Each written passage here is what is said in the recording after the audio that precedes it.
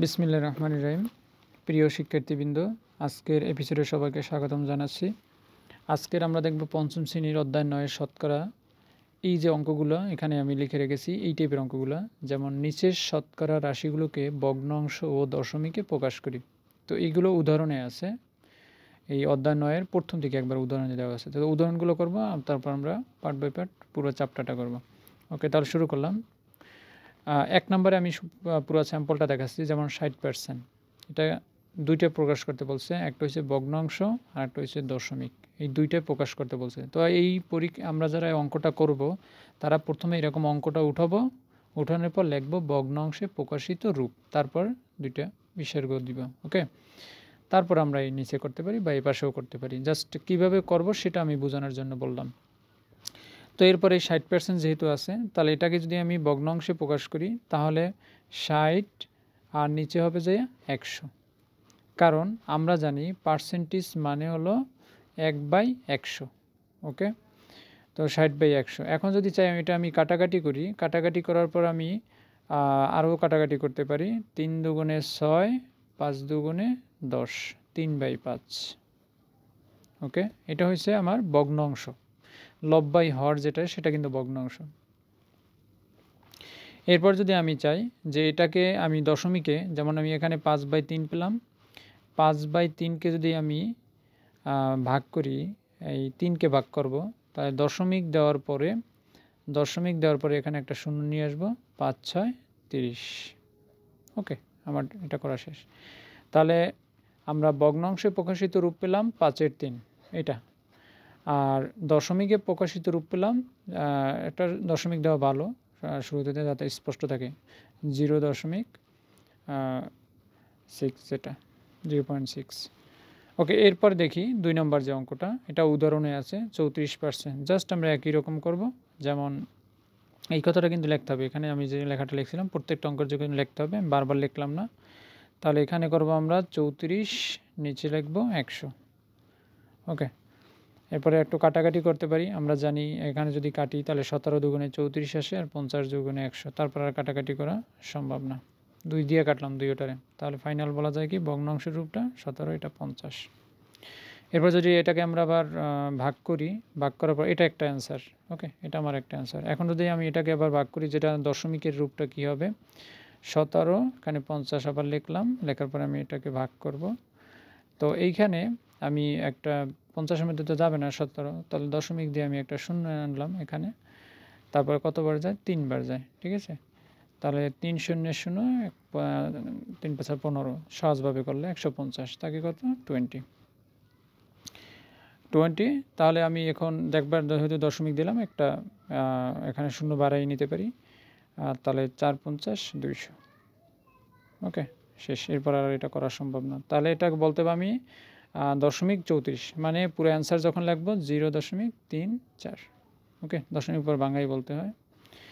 এরপর আছে 89 যেটা আছে, এটাকে আমরা ভগ্নাংশে প্রকাশিত রূপটা লিখবো 89, যেটা 89, নিচে আছে 100। এরপরে এটা যেহেতু জোর বিজোড়, তাহলে কাটাকাটি করার কোশ্চেন আসে না।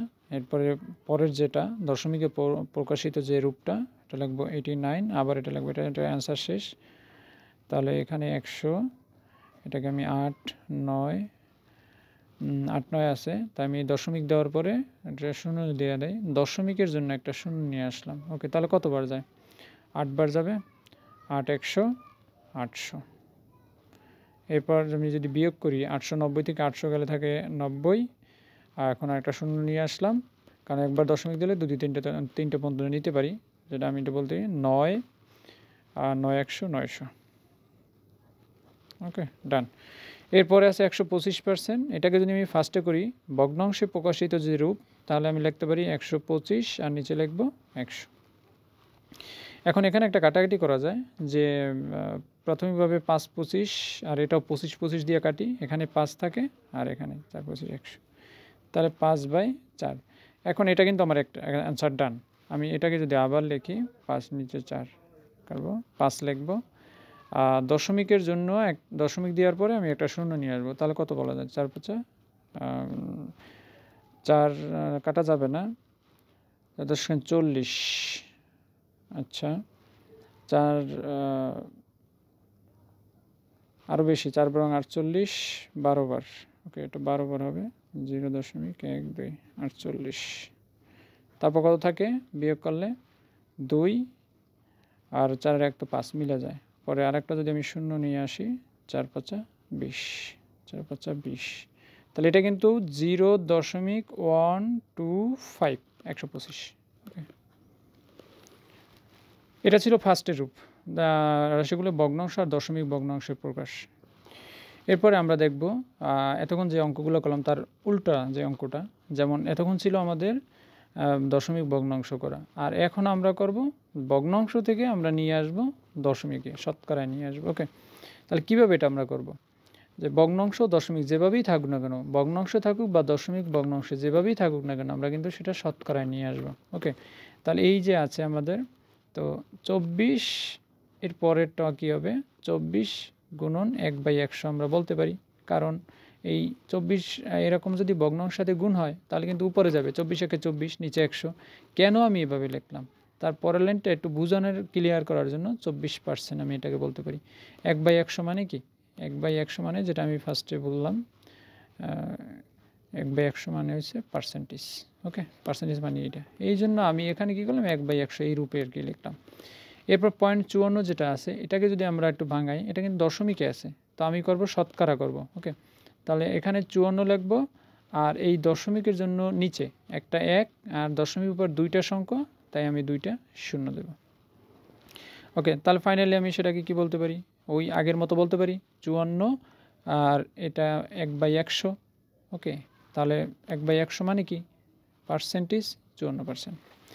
এরপর আসি 21/50, এটা কিন্তু ভগ্নাংশ আছে, ফ্র্যাকশন, তো লব্বাই হর, এটাকে যদি আমাদের তো 100 আনতেই হবে, তাহলে 100 আনার জন্য আমি এখানে কি করতে পারি, যা করব উপরে লব হরকে একই সংখ্যা দিয়ে গুণ করতে হবে। তাহলে এখানেও আমি 2 দিয়ে গুণ করব, এখানে আমি 2 দিয়ে গুণ করব। কেন 2 দিয়ে গুণ করলাম, কারণ নিচে 100 হবে, 50 দুগুণে 100, আর উপরেও নিচে যেটা দিয়েই গুণ করব উপরে সেইটা দিয়ে গুণ করতে হবে।